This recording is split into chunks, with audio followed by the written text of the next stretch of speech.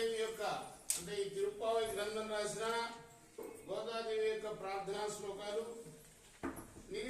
తుంగసనగిరి తటి శుద్ధ ముగ్ధోద్య కృష్ణం పారార్ఘ్యం సంసృతి శతసరసిద్ధమధ్యాపయంతి ఆదిష్టాయాం సృజని గలితం యాబలాత్కృత్య భుంక్తే గోదా తస్సై నమైదమిదం భూయైవాస్తు భూయః. మణిమాలా చారుకల్లారహస్తా అనభరణ విధాని సర్వవాత్సల్య సింధు అలకావినితావిని సంగిరా కృష్ణనాథ సద్గురు గోదా విష్ణుతీర్థాత్మజా నమః. కటే పూర్వభావన్యాం తులసీ కారుణోద్భవాం పాండే విశ్వంభరాం గోదాం వందే శ్రీరంగనాయకీం. తిరువడిగలై శరణం. முப்பத்துமூவர் அமரர்க்கும் முன்சென்று கப்பம் தவிர்க்கும் அயிலே தொழிலாய் செப்பமுடையாய் விரலுடையாய் செத்தார்க்கு வெப்பங்கொடுக்கும் விமலா துயிலாய் செப்பன்ன மென்மலை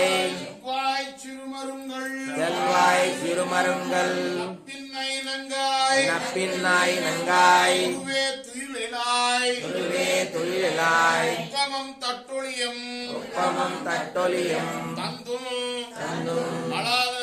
உன்மணாலனை இப்போதோ எம்மை நீராட்டேలోరెంబావాయ్.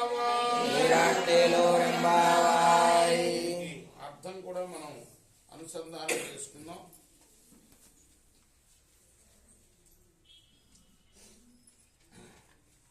ముప్పై 33 కోట్ల అమరులకు వారికి ఇంకా ఆపద రాక ముందే పోయి యుద్ధ భూమిలో వారికి ముందు నిలిచి వారికి శత్రువు వల్ల కలిగే భయాన్ని తొలగించే ఓ బలశాలి మేల్కొనవయ్యా.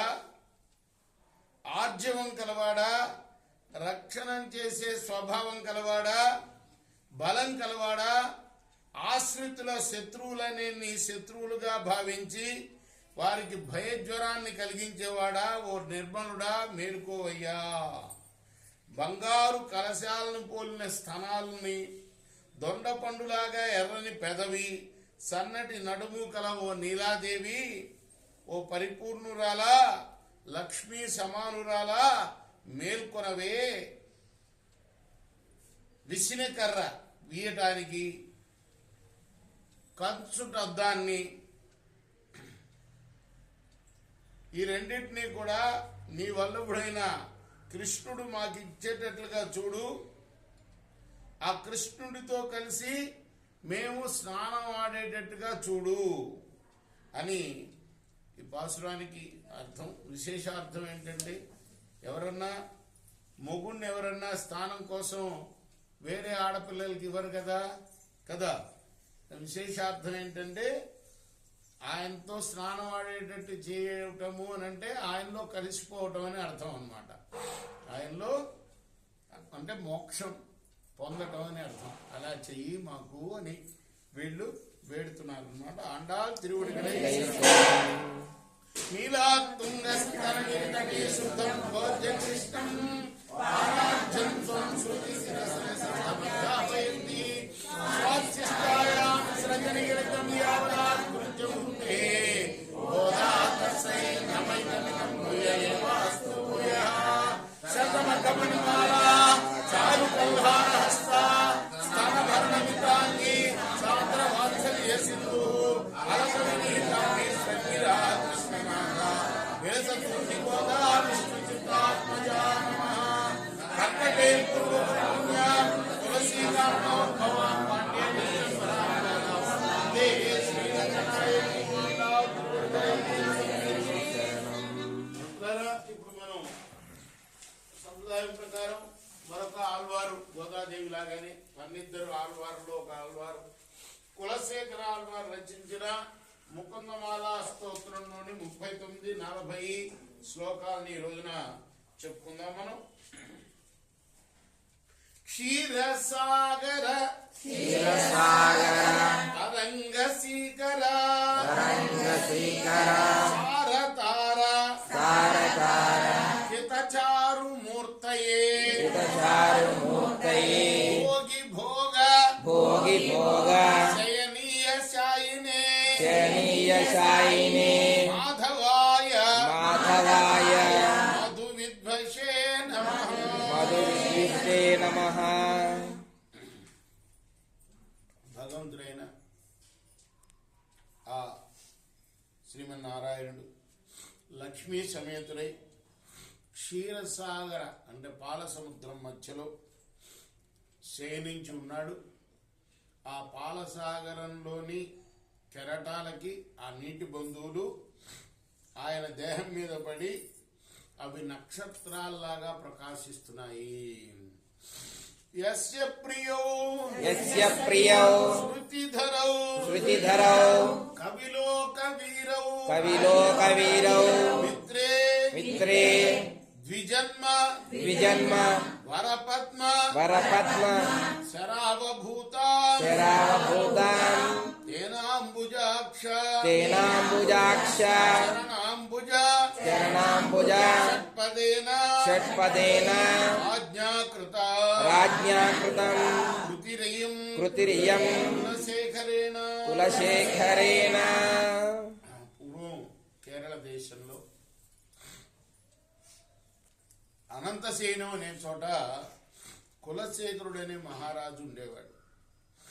ఆయన చాలా భక్తి సంపన్నుడు.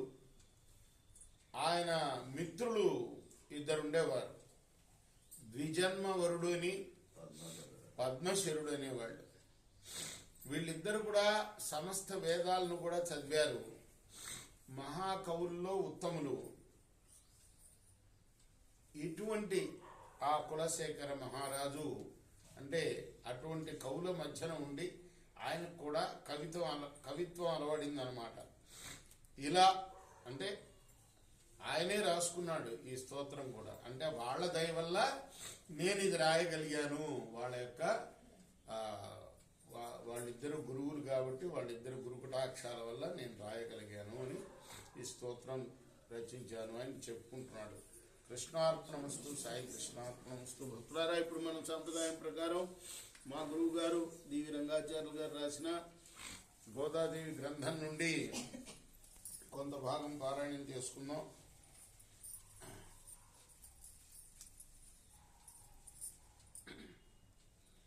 హరికోసరంబైన ఆ పూలమాల పూబోడి తన కురుల గుంపుగా తురిమి ఆ మీద హరిసేవకు అర్పణము చేయు అనురాగమును భక్తి అనుకొన్న కథన తన సొగసునద్దమున అనరుగా చూచి పులకాంకురమ్ములు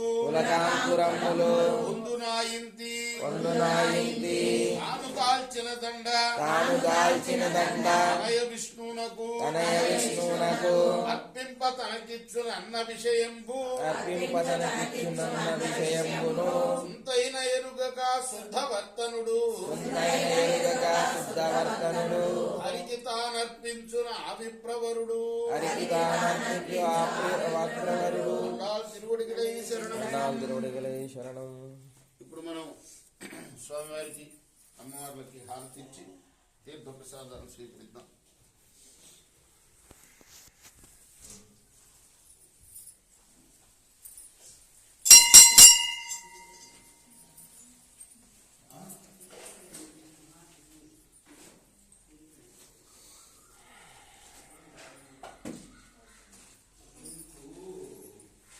నువ్వు అన్ని అనవసరమైన పనులు చేస్తావు. నాకు తోడు తలకాయ